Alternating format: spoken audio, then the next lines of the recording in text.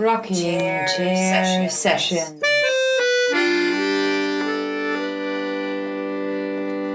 With Elisa Di Battista and Maria Teresa Barber.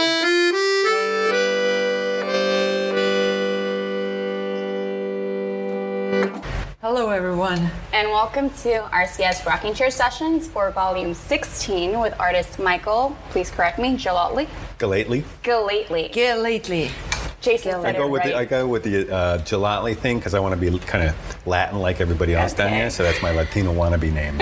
And most people call me that. And where does the Gellatly come from, if we can ask? Scottish. Scottish.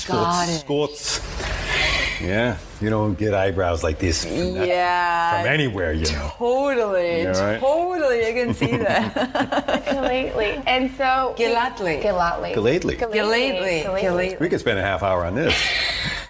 We should train more ahead of time so we can actually start the session with the real name. With the real name. Well, we asked a few people, and I think the closest one was artist Jason Aponte, who was like, oh yeah, you're having Michael on board. He said Gellatly.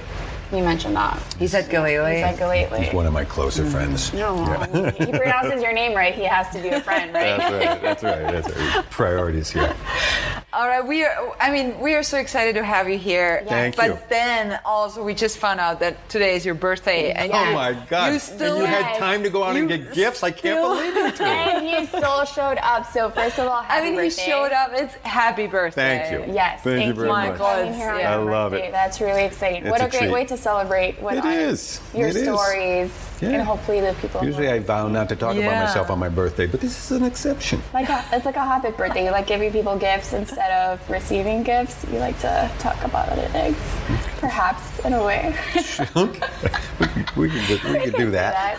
We could say that. And I mean, as our listeners maybe know, at the end of our session there are going to be a lot of gifts waiting. So if you make it through to the end, then get prizes? There is a golden door that awaits you. Right. I came to the right place. Thank you. Nice to be here. Nice. I'm excited to have you. Go ahead. We have to talk about the history of the studio because you just told us when you got in that it's not new to you, right? It continues, right? Yeah. Now this is your studio. Right? It's my studio. Art studio. It's been my studio for 2.5 years, and today is the last day. Is that right? She's moving because I'm moving into a different studio tomorrow. Oh, so I feel like I should be interviewing you. What's your feelings about that?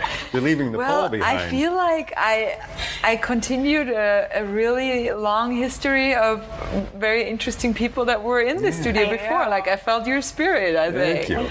And then there was Andre who was here. A cast of characters through here, which is really sweet. I mean, I've not had that experience of, the studios have been garages or they've been loft spaces that hadn't been artists before.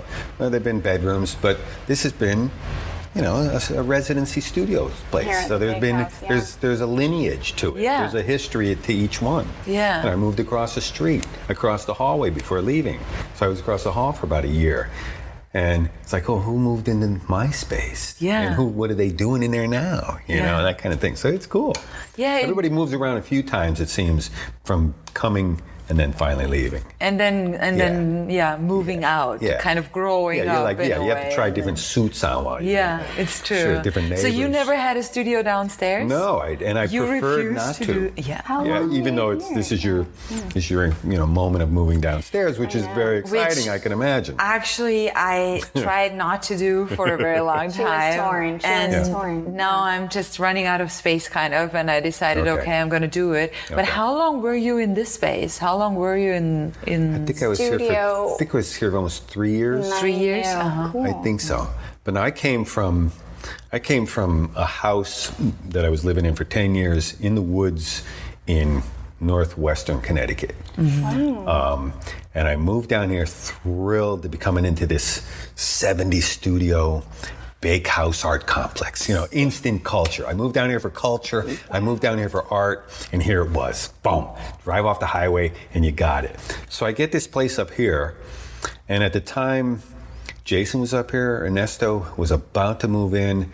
There was 1 or 2 other people up here at the most. And then that was it. Half of it was empty. Well, those people all had day jobs. So I'd be up here. So the first 4 or 5 months up here, I really felt like I was up here by myself. I didn't have the windows I had up north. I didn't have anything. And it was like, where are all these artists? What's going on here? So it was really strange. It was, you know, jets would fly over and I'd hear this like rumbling. And I thought, oh, damn, finally there's a thunderstorm down here. And I'd run out the door and then, boom, be hit by this like 100-degree sun and a jet going over. It's like, oh, where's the weather? There's nothing going on. I can't see anything. It was great. It was a little nutty. It's like, where am I? I had a very similar experience when I first moved here. It was always dark when I got here. There's no natural light up here, right? No person was here until Kyoko, the Japanese friend, moved in across the aisle. Yeah. But now it's actually this really vibrant community right now. Jason showed up. Kunde moved in. Somebody else was down. Yeah, and that's what and then it becomes something, you know. But it was funny at first. Where did you move after you decided to leave the bakehouse? Leave here? I moved back to my apartment. My girlfriend and I had made a deal where she had a good deal on a studio outside the house. She had her studio in the apartment for the time I was here. She got a good deal to get a studio outside down in the Falls with some other artists. And I, at the time, didn't necessarily need the studio. You know, I didn't need to commute. I didn't need to pay the rent. Things weren't going. I didn't need the studio. Yeah. So I thought, all right, she can move out of her studio in the house. I'll take her place, and she'll get her place. So it was a nice exchange, and it's been that way. So that's where I still am. But you also did the residency at the Deering Estate. Did you have a studio there? No, I did it. That was a project's residency. So I did 2-year project's residency there. Residency. Yeah, it's a mouthful. It is. Yeah, those residencies get to be much. And I love them. Can't live without them. And that was cool. Yeah. I was working on. I had come down here with the notion of working on these botanicals. I had started getting into these kind of like quasi botanicals, in as much saying that I wasn't necessarily into plant rendering. I'm not a botanist, but I loved as an illustrator, which I had been for till now. I've been a freelance illustrator for over 25 years. I did a lot of gardening books. And the thing that in researching, when you research gardening books, you're on Google image a lot. And no matter, hundreds and hundreds of images of tomato plants, whatever you're having to do, beets, whatever, you're looking for that thing. There would always be those botanicals that were like stunning as anything. Those things would pop out. It's like, forget the gardening books. Just somebody give me a botanical. I never got botanicals, so I took them on myself. But again, I loved the whole format of botanicals, and this gets into the whole visual format of maps. Is that you have this theme, this subject, plants, country, whatever, and it's embellished to hell. Like that's, and all that stuff is what was so intoxicating to me. Whether it was the the borders, the legends, I loved legends, anything you could put in there. As botanicals sometimes do. You get the little what do they call it, cartouches down in the corner, which is the little scene about the estate owners exchanging seeds, and the crazy stuff. So that in itself meant, I could put anything I want in there. So in my botanicals that I started up north, they had everything and anything in it. There were plants in there, but there were bras in there. There were, sexual things in there. There were like little anything. And it all seemed to work. As soon as you put that decorative border around there that botanicals often have, bingo, you were in that arena. Same thing applied to the maps. As soon as you put that cool decorative border on there and called it a place and started running some rivers or borders on there, you had a map. So that was a playground. Both things were playgrounds. So I came down here doing botanicals. Before I left, there was also this massive ice storm that left huge icicles everywhere. And I started making ice constructions out of those things with in mind that these are ice plants. So I kind of invented this ice plant thing. Yeah, so I brought that down here as like, I'm moving to the tropics, I'm bringing ice plants with me, or ice, the notion of ice constructions. But yeah, they were plant-based. So I kind of worked up this whole thing about this ice plant, and that's what I brought to the Deering, this idea that I would run this whole fiction of post-Miami, post like the end of this glacier ice age that we're in now leaves Miami in such a way, and thousands of years later, these ice plants are starting to be exhumed out of the ground, and they have car parts in them. I'm bringing the whole car culture of Miami into this thing. And I was doing these, so I started constructing these botanicals like that. In fact, even then building these ice sculptures that had car parts in them. And I made a couple here. I had one down at Deering. And in Vermont, you did also leading up to that, huge sculptures. So I'm working through this this whole ice plant narrative and playing with that. And a couple of years then after that, in 2015, I was up at this was up at Vermont Studio Center. So I went up there in 2011. I continued. That was just before moving down here, and I got some good botanicals going up at that point. A lot of abstraction in it, and feeling out where this stuff could go. How much can I get away with within that traditional format of a botanical? Not that I felt like I needed to get away with anything, but so when I came down here,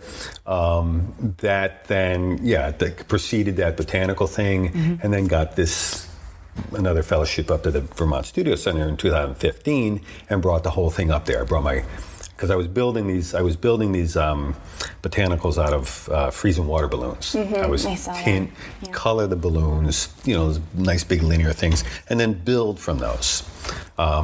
So I thought, okay, this was February in Vermont, ice cold, -20 average every day.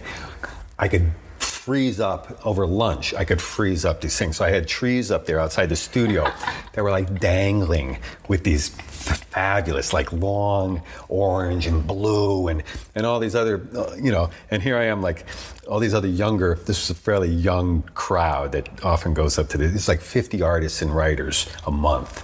So you get a lot of people. You get a lot of energy. You get a lot of young people. So here's this old guy that they're watching the first week or two freezing water balloons outside, and they're all there getting their studios ready for paintings and some serious writing. And so what do you do? Oh, those are my balloons out there. So I didn't even know where it was going at that point, other than perfect condition to make these sculptures. I'd make them. I'd bring them inside. I'd do all this like photography, video. I'd build. It'd be fabulous. So then as soon as I brought them in and I started the work, it's like they're melting. It's like, it's 15 below outside. Go outside with them. You'll have all day. So I went outside. There was this fabulous, huge snow pile, basically pushed back from the plow, right outside the studio. And I thought I'd just go to town on that. I'd bury I'd build these ice constructions, and I'd bury them, and I'd dig them out, thinking that in burying them I could do more. I could I could mess with it. I could do things with it that I wouldn't have been able to do in the studio, or that I'd never done with them. And also this idea of archaeology, well, that's right? The thing. So I buried it, and I buried it good. And in burying it, I was treating it a little bit like painting, because I'd bury some. The guy in the studio next to me had all spray paints. That was his thing. So I borrowed his spray paint. So I'd bury, spray, put more snow down, spray, not knowing what that would give me. So I did that a lot. Buried it down pretty deep. Mm-hmm. So that night there was a artist presentation at the studio, which do every week. There's like 10 artists go up. They got 5 minutes to present their stuff. And there's this woman showing her work, and she spent her whole life as an archaeologist. Mm-hmm. I said, oh my God, So I had her come over the next morning. I said, I just want a couple of field notes. I want to treat this like a dig. What should I do? She goes, be be anal, be clinical, keep your edges sharp, work on a grid, and throw anything else you want in on that. And that was it. I said, fantastic. So I spent the next week digging methodically, from the face, because I buried it from the top, digging methodically straight in. Oh, it's marvelous, because you couldn't have asked for more. The snow was like heaven. It was the most incredible material I've ever built with, constructed with. I could saw, it was like styrofoam. I could saw it, I had a couple of saws, I could saw straight in squares, I could pull it out like a drawer, drop it on the ground, and it would stay there. It was heavenly. I mean, the lines are like amazing. So I was able to carve out. I started drawing with colored inks, like playing playing scientist here, and did that whole thing for like 2 weeks. Photographed it completely, found my piece, having kind of thought, wait a minute, I don't know where it is, which made it even cooler. So of course I was digging, and then I was digging, and everything's becoming sculptural. But then I hit the piece, and then we get the brushes out. So I was treating it just like that method, and it was marvelous. I couldn't believe it. So in that piece, because it was full of all this these colored tubes, and then when I'd hit the stratas where I spray painted, I'd get those, and those are like these beautiful like ribbons of color. So it was like uncovering this abstract painting, which I just finished doing a like 6-foot ink painting of just that for the show I'm having at the laundromat in a couple of weeks. Oh, that's exciting. What date is that? And that'd be like the key. That's kind of like the key piece between icebergs that are breaking off and melting. Main character in the show, and these gourds, these kind of like erotic gourds that are the other characters in the show, and I'm putting those two together. But it's that one painting that brings it together. Yeah, it's kind of like ties it together. Kind of like a turnbuckle between in reasoning. So yeah, all that was just, it's been a great investigative, constructive bunch of years around that stuff. Yeah. We were talking before you came in also about the residencies and what influence residencies have on your work. And when I hear you talk about Vermont and about the snow there and about that special, almost performative piece, there's not really a place where you could have done that better than there, right? It's like they're gifts like never before. I mean, we all work as artists. We got our studios, we got our schedules, we got our thing, and especially that place. That place is like a spa. This is the Vermont Studio Center. It is a. Elisa, we are going to go up there. It is a spa. A number of people, a lot of people from Miami have gone up there. Oh, right. I've been up twice. Tilly's been up twice. Jennifer Bazile, who had a studio downstairs, she's been up there. So it's home. It's become home. And I'll get to that further on of how much home it's become in a minute. But they feed you 3 exceptional meals a day. Oh, that's lovely. 50 people. Wow. The staff is even exciting. I mean, everything about the place is exciting.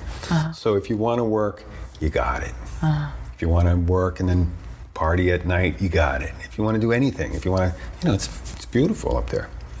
So that in itself it's liberating. I mean, anything that's going to allow you to work and have at the same time, a little like this place on a good day, the support of so many people that are it's direct. It's meal to meal. Yeah. You don't want to sit at the same table every night because everybody there is cool. I know. I love that you were able to liberating. make contact with you were interested in archaeology, and there's an archaeologist. Exactly. And you're able to tap into that. You need spray paint, you go over to the colleague and get spray paint. The writers. I remember having a conversation with a writer in a couple of days about what I was doing up there, and he came back the next day. He said, "My God, I never thought about addressing my writing, what I'm doing here, in a constructive sense that you're doing. And when I thought about it, I could dovetail that whole process into what I'm doing. And thank you very much. So it's all these like great, exchanges going on. Yeah. So yeah, I highly recommend it. You know, if it you know, I talk to other people. Say, I don't need to go on a residency. I'm kind of in the midst of it. Yeah, good. Stay there. You know, sure. Yeah, some people are not. You know, they don't feel they want to be disturbed in their rhythm or in the place that they are. They're more or even like, their project. Rooted there. Project. A close friend of mine is writing this book. His wife, another dear friend of mine, is a painter. She's been there years ago. So I was encouraging them both to go up when I'm applying to go up in November. I thought, that'd be marvelous. And I totally respect what he does. He said, no, that's not the kind of residency I want to go to. You know, he's writing a book on the justice system. So you don't need to be there with this like exuberant, young, partying kind of, you know, crazy, fun crowd. And so that's a good example of that, how it works. So. But Elisa and I were also wondering, we know that you were born in Connecticut and you grew up in New England, right? Yeah, I'm New England. And you were around there for a while. A long time. Yeah. Did you ever go to like an art school or somewhere? You said illustration. Did you? I went. Illustration came as a default years later. I went to a little art school in Hamden, Connecticut, right outside of New Haven, right out of high school. It was what my folks could afford. It was like what looked good to me. I've been drawing all my life, so realism was I knew how to draw. Who taught you how to draw? I just did it all the time. Yeah, did it all the time. So, you know, high school, the measure of my little suburb high school was if you knew how to draw realistically, that was the key moment, you know, so that I could do that. So that's what I believed was the course. So this little inexpensive art school up the road, which I think my neighbor went to, was obviously a place to continue that traditional foundation school. So I went to that, and yeah, continued to just kind of kept fine-tuning that understanding of how to see and how to paint what you see, and still life painting and figurative painting, and it was, you know, fabulous foundation work. I mean, these were teachers that knew how to do that. Trompe l'oeil painters, realistic painters. However, there's a long story that would be sweet to tell, but I could get kind of lost in it. Do it. Well, here's I will share this. It's a great story because this was 1970, and like I said, it was just up the road out of New Haven. It was just up the road from there. Well, in 1969. Yale had decided that the art department wasn't truly on the map as a contemporary art school. You know, it had great faculty for years as an art school, but they weren't modern enough. So they hired Joseph Albers at the time to come in and take over the art department, reshape it. So in doing so, they fired all the old guard. And you're talking people that had been there for probably 20, 30 years, I don't know. Long time. But these were the people who made that what it was for years. Who built that school up from the ground? School as an art department. Yeah. So there were three of them. Three of them were let go. And these three, at the time, they may have been in their 60s, maybe 70s. I don't know. I was a kid, you know, ages ago. Anyhow, they're all out of work. They all got hired like in a minute by my school. Wow. So we had this little art school up the road. It was a little. And all those amazing teachers there. Favored, yes. Oh, excuse me, Jackie Gopi. Hello. How are you?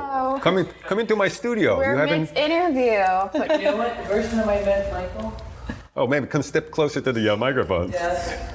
He was leaning over his work study. This is a first time interview. Hold on, I'm going to pass the mic. Hold on. First time you met Michael Gellatly. Hold on. Gellatly. Step right up. Okay, the first time I met Michael Gellatly, he was leaning over his desk right in that spot, and it was dark, and I was trying to get a studio at the end of the hall, which was apparently a storage closet that I had to build a floor for. Right. But you did a nice job. Thank you. It's still there. and you look so intense. And I thought, that guy is something. Look at him. He's just, it's like one of those old Dickinsonian things where, people are leaning over and they're like doing. There's one light. Yeah, one little light. Yeah. What was he working on? I think he was working on Game of Thrones. Oh, please. Oh, please. What are you listening There down it the is. hallway? There it is. Oh, you about me as my coaches at dinner. Let's talk about My this. coaches. Let's talk What about about this that- right now. what about that Thank Game you, of thank Thrones? you for visiting. So Thank you much for for visiting. this. Jackie, we'll you're gonna be finish- next. Yes. Jackie, Gopi, you're next here. So So I get this. She so I get took you. this. But it took a while. It wasn't like a big announced thing. And we were all young, and it was just this little art school. So we were like, we weren't people that were like bucking to go to RISD and just didn't get in. And we're like happy to have this little art school because it was pretty laid back and it was fun, and we're all getting high and be in class, and it's cool. But slowly you start realizing these are some smart buggers, man. These are some cool old timers we got walking around here. But even still, we knew they went to Yale, but we didn't know what happened. So nobody's making too much noise about this. But they were great people. We had Rudolph Zallinger, Dean Keller, Herb Goot. So these were, and they were imparting wisdom. So that was pretty damn special. So fast forward, I moved down here, 6 years ago. Tilly and I are watching this. We rent this film documentary called Rape of Europa. Yes. And it's about the Nazis, stripping the Renaissance out of Europe during the war, and what Hitler's doing with them.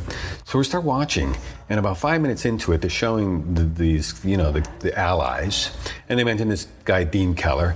Move out of that scene. I had Tilly, I had a portrait teacher at a pair of Dean Keller. A minute later, another scene of Dean Keller, and he's laughing. I said, Jesus Christ, that's him. The guy, I don't know if either of you saw that movie Monument Men, which was a sequel to the first book. There's 2 books. Well, Dean Keller was like a monster in that campaign, that Allied campaign to rescue all these Renaissance treasures out of Europe, to the point where his body was exhumed out of Hamden, Connecticut sometime in the, what the hell would it have been, 90s, and reburied in the floor of one of these chapels that had been bombed out, and he went in after and restored the murals in there. I mean, this guy was a beast. Yes. It wasn't even mentioned in our school. We could have had a whole course on this guy. And his wife worked down at the desk, was a secretary. They didn't even talk about this. We were like, I was on the phone all the next morning. Were we that high? I mean, what the hell's going on? Why didn't This they is a tell you? magnificent story. So anyhow, that was cool. Wow, that I felt is now, cool. did I have a Yale education? Could I not say that? You could say that. That's just a sweet. I like that It's story. goosebump story. It was just. It was cool. Anyhow, so Great stuff. I don't know how we got onto that, but I do notice that by these rocking chair sessions, they do roam around. Oh, we roam around all yeah, and the we time. like the roaming. If you two even have chances to ask questions, We do like We the roaming, do. but we do have another question from one of our listeners, Which connects to the Gobi question. which connects to Oh, to Yes. her question. okay.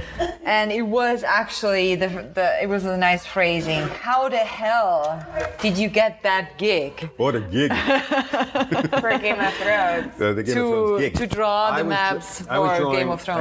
I had been illustrating as an illustrator. Let's say I don't know when that happened, but I had been illustrating for a number of years. Had done a lot of work with Random House Publishing. Again, Impressive. cookbooks, health and fitness. We did it all. It was usually general reference. I had been doing this, and I'm still doing these books for Rita Mae Brown. She's an author. She's quite an amazing author. She's been around for a long time, but she also has this little fun gig that she does, and she's been doing for maybe almost 20 years now. Every year she writes a murder mystery. Wow. And Consistently. this 2 cats and a corgi dog help solve the murder mystery. Okay. Jason loves these illustrations. Continue. So she's been doing this for a long time. So I just finished, and I probably should be getting the next one soon. I've done 17 years of these things, and every year there are 10 drawings. Lovely. So I was working with this art director, Glenn Edelstein, on those things for years, and he kept saying, "You do maps? You do maps?" I said, I'll do anything. Just give me a map. I'll do maps. You know, I don't spec work. I mean, that's not the kind of illustrator I was. I said, give me a map, I'll do a map. So he gave me a map, it went over okay. Gave me another map by this great novel about the last of the Crusades, and I loved it, and, you know, went to town on it. Good maps. So, I don't know, a little time comes by. Martin shows up, because Random House is his publisher. Martin shows up to do this big kind of history book. It wasn't going to be, this was different than his regular book-to-book-to-book sequences. He wanted to do a big history book. So who do you have for maps? Glenn shows him my map right from the beginning. I'll take him. So that was in 2006. I had a teaching job at the time, part-time, but a teaching job. And Glenn lays this job out to me, and it's like, oh, it's like 30 maps, at least a year's work, good salary. Boom, I quit the teaching job. Wow. I quit the teaching job. Well, you know, for the following year, because like I said, it was part-time, and this was going to be the nut. Big project, you know? yeah. Well, I started it in 2006. It got shelved slowly, because of Martin, who's still either working on the last book or the book before. He's notoriously slow, or just diligent. And years went by. After a while, Random House was saying, you know, just hope you're keeping yourself busy with other things. And it wasn't until 2011 when just before moving down here, literally, I'd already moved Tilly down here, that the book came off the shelf again because the show came out. And that just redlined him, you know, Mr. Rockstar all of a sudden. So that book came off the shelf and we were like going. Nice. So I came in here, you know, on that. So the TV show actually helped him with that? Oh, yeah. He was to doing get well his name already. out and... He was doing well already, and he was doing well by Random House. Everybody was happy, but he was he was slow. So they, you know, it gets, a little agitated in the system of production and publishing, but still cool. Oh, and then the show came out, and it was like, damn, we got this one down. So I moved in here, you know, a little adjustment, and then got to work on that. And you were doing maps for the book? I was doing the maps for the books, which I was able to pull out a lot of the stuff that I had earlier started. But so the funny thing was, I come in here, I'm a New Englander, I'm in Miami, I'm in a wicked art complex, studios, you know, I'm in town, baby. And I moved in on the afternoon before that year's Lucky You. Oh my And I'd already given a piece, so I was already in the show. And I move in, and you know, it's been the first night down here. It's like, and then Tilly and I have this gig, you know, this party we're going to go to at the Bakehouse. Lucky You. Jesus Christ. I come here, you know, we both show up. The silos are all lit up. I mean, this place is like Mardi Gras. There's women walking around with like feathered wings and nothing else on with food. I'm like, we're looking at each other like, Jesus Christ, I'm taking pictures. What the hell I'm taking pictures. I'm sending them right out saying, look at the welcome I got, man. We're going to kill this town. You know, I'm up on the roof photographing down below. It's like, we're like, wow. Jets are going, you know, the jet path, right jets over are your going. head. It's like, right over your head. yes. It was heavenly. It was like just a knockout. Wow. Knockout. You're welcome. So that's how I got into the throne thing. So a funny thing too is like, okay, so that's what I was doing. I was setting the picture for me being in this Miami complex studio. You know, I got my art. So I don't know. It wasn't long later, like a couple weeks later, maybe a month later, we're gonna have our first studio opening. You know, Open studio. Mm-hmm. So I get all my big paintings out that I had done up north. I got paintings all over the place. I got paintings outside. I got the botanicals. I got my wrap down, you know. And like up in the far corners, high, I got probably the beginning sketches of some of these maps. I mean, just the beginning. Hardly like maybe the southwest, you know, side of Riverlands, whatever the hell their regions were called. And they're up there, you know. I got a hell of a show going on here. Well, I got people start coming in, yeah, you know, looking around. Oh, wow. is that Riverlands? You know, freaking recognition. Recognition. I was like, yeah, that's Riverlands. So look at my painting. So there's a new one here. Wow, is that? Wow, what is that? What do you got that there for? Well, you know, it was just, you know, forget the art, man. Forget the art. It was so, and it went on like that. I realized, you better get used to that, buddy. You know, you're gonna have to talk about this a long time. Wow. You know? So that and was, even that was Elisa chose a map of yours for the preview. I know. When I saw that, it's like, oh no, it's Game of Thrones. No, I have to. No. That's fine. That's fine. And I met a lot of fun. I had some fun with that. You know, I had people come in. Oh my God, I've read that book 5 times. I'm thinking, wow, yeah, we got some followers here. You know. So that was cool. Are you still doing this for the new book as well? Like, no, that was it. That was truly like one book, right? His history book. Mm-hmm. And I have, you know, and I think it's in, there's about 28, 29 illustrators in there. Oh, wow. You know, there's some other maps in the back, but I have the whole Westeros midsection. So I've done all the maps for that. Incredible. And then, the illustrator who did the banners, the illustrators who did the battle scenes. Mm-hmm. Somebody else did this. There were a lot of them. Mm-hmm.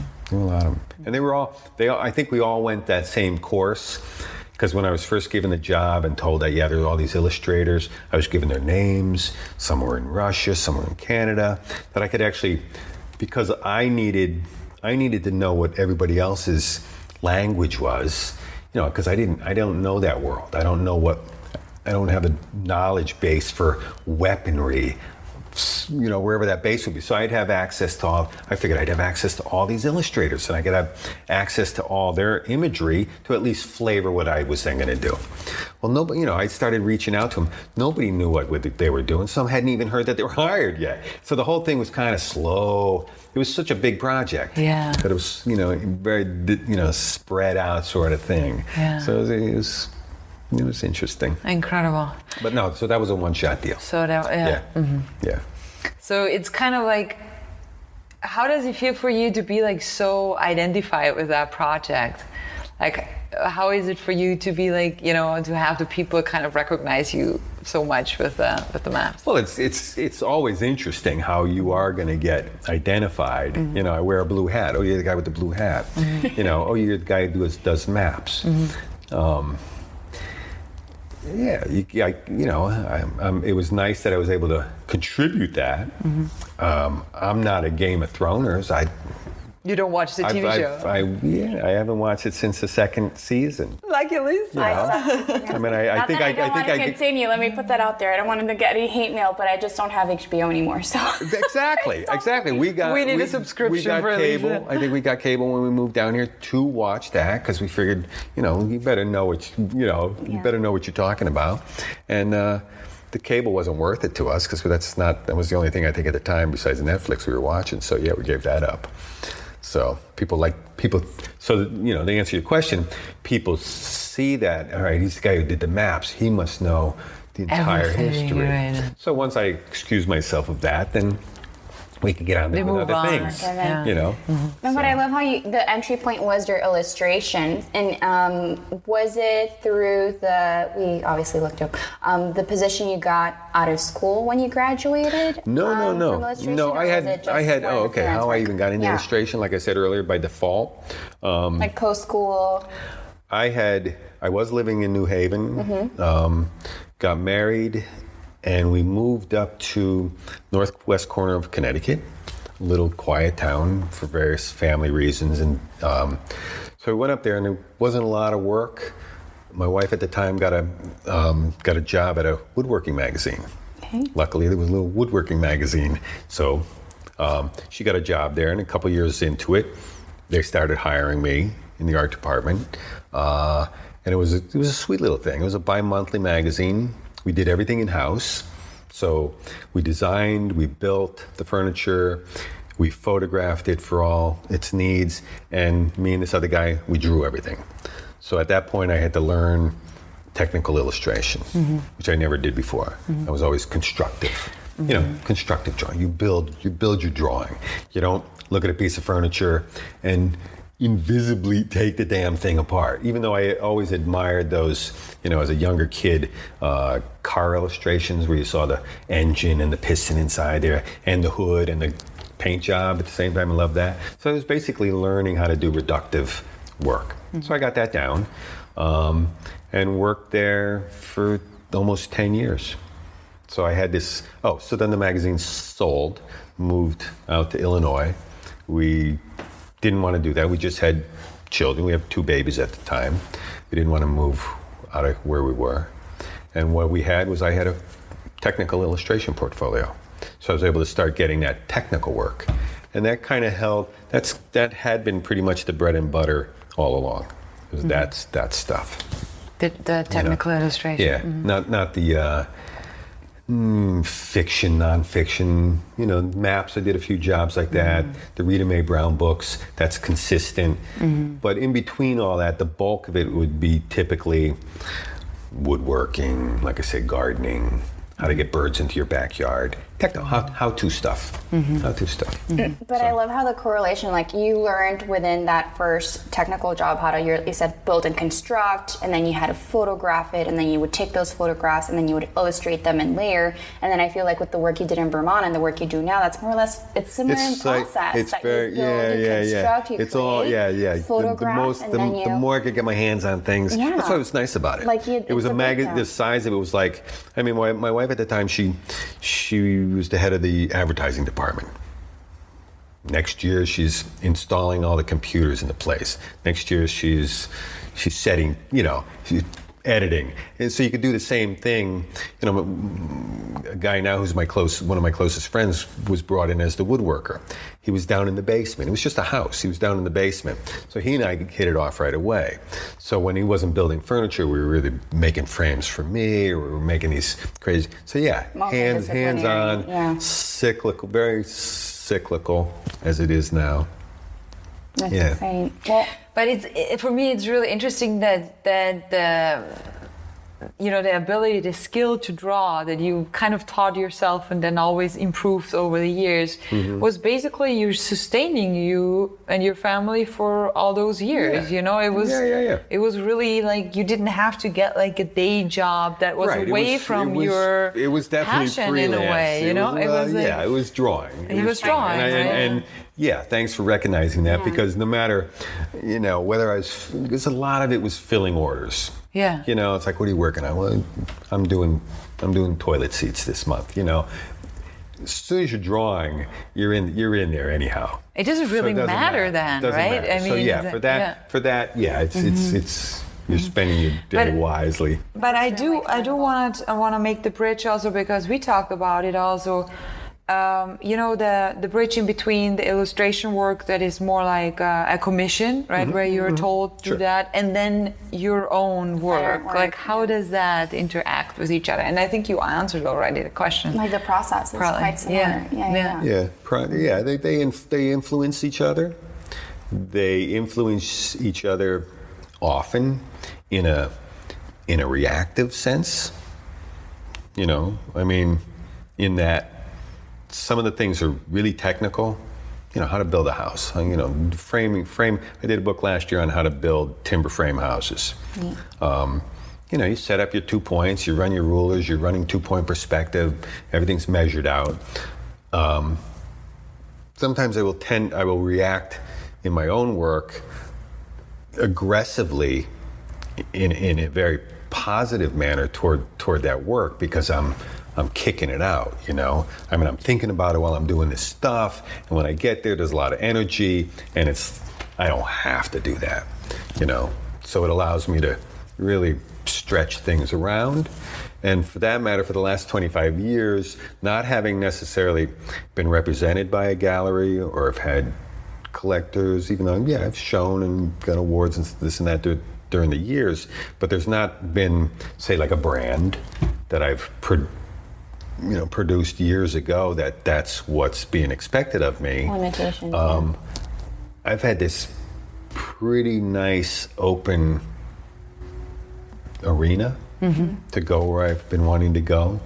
You are free to do whatever you want to do. And it's been pretty damn special to me, as far as like it's because it feels as young now as it did 30 years ago. Yeah. I mean, the show at the laundromat is all sorts of fun things coming out, and it gets more and more fascinating because you start realizing, you could go back and, like I just said, I just finished this painting of the thing from that dig 2 years ago that's connecting two very distinct bodies of work, which is what I've been doing for the last couple of years with this iceberg stuff and these gourd things that I did 2006, 2007, 2008, which was pretty erotic, pretty nasty. Some of the things pretty nasty. What is fetish, a gourd? I don't know. Gourd's a big vegetable. It's a big bulbous on one end, crook-necked, curvy, tubular appendage off of it, flesh color. What material, if I may ask, are you using for these renditions? Because obviously the first one was sculptural, then photographic, so that's, and then illustration. What's to embellish on and to give more light to the cyclical nature of things. The gourds were. I felt like I needed a figure in my work. 4 minutes. 4 minutes. You got 4 minutes. 4 minutes, and we went Game of Thrones for 50 of that. That's not true. Come on, this was the stuff I wanted to talk about. Well, we're excited. All right, Continue. okay. Go over No. It's your birthday. I'll just try to cap it up here. We'll multiply by So we have these kind of erotic. Not even, I wouldn't say fetish-like, because this was not my intention with them, but they're very erotic. They're gourds dressed up lingerie, found materials, in tub settings, in pools. I love them. They've always been very dear to me, but they're not something that you come out with every day in the foothills of the Berkshires. There's not that many venues up there that welcome such a thing. So they've been my little, friends over there on the side, but.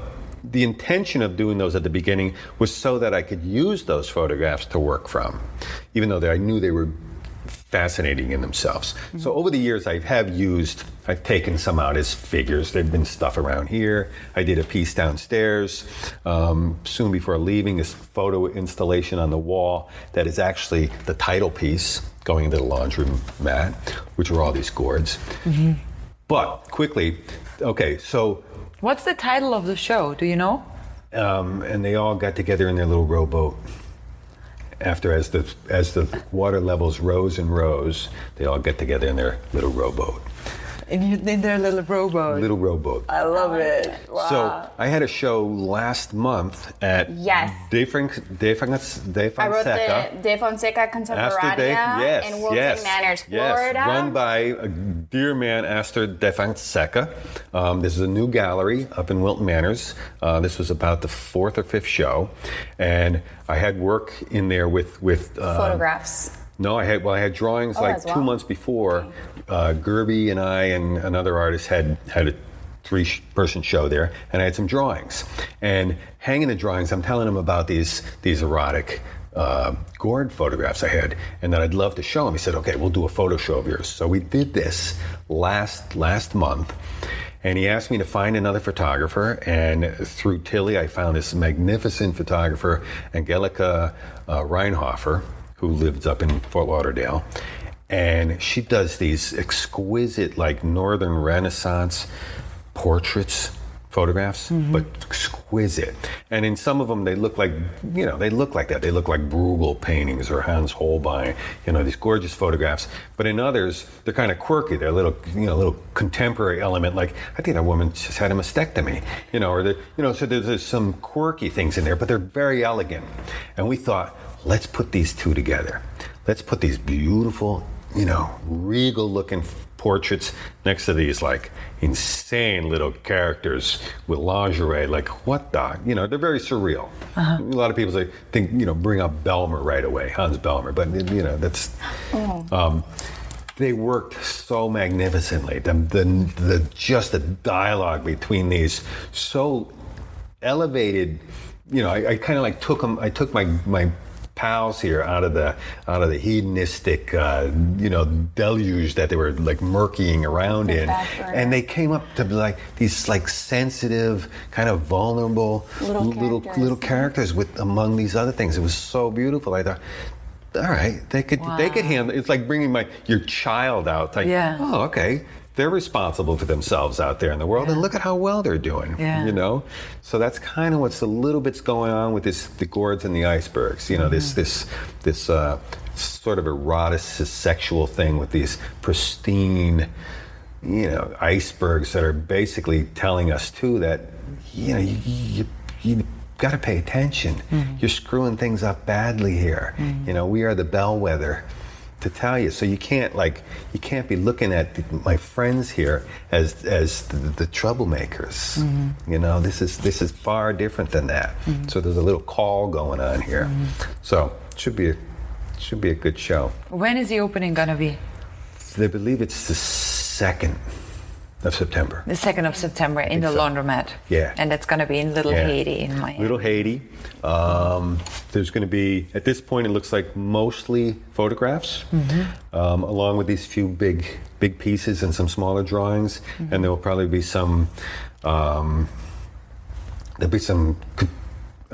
going to call them constructions because they won't be, but there'll be some three-dimensional elements, like styrofoam. And it's going to be a solo show. It's going to be all you. Wow. Yeah. So wonderful. Yeah, wow, pretty excited. We're going to show up. Pretty excited. We're going to show up. Well, Yeah, I have a please do. question. I have One last question. All right, one last question. Well, we have two questions. Obviously, your question, and then we have, who do you look up to right now in the present, like artistically? Who do you look up to, or what is interesting you? That's one of the questions we got. What is inspiring? Yeah. Who do you look up? Like any artist in particular that you're like, oh, I'm liking what they're doing, or that's a question from Jason. So you could give him crap for that. Jason. Later. Yeah. Does it have to be an artist? Well, that's the thing. That's the thing. My answer to that, and I'll just be brief because I know we're running out of time, and is there's so much good work going on. I mean, there always is. There's always so much work going on that.